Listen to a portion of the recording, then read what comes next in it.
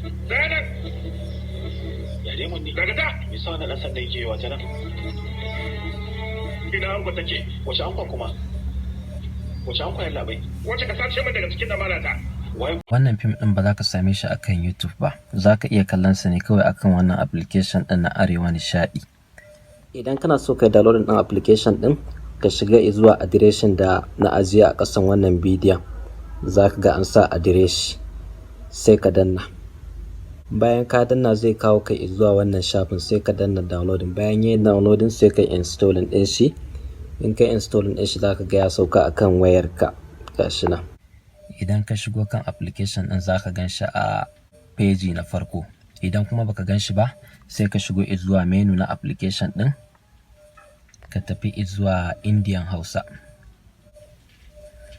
Bayan ya buɗo ma Indian Hausa a nan za ka gan shi da duk wata fassara da aka ɗora wanda ba za ka same sa akan YouTube ba.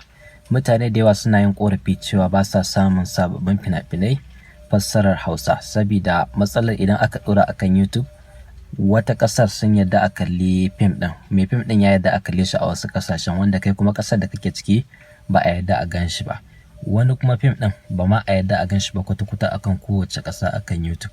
Duk irin wanda kake so za ka same shi akan wannan application ɗin na Arewa Nishaɗi.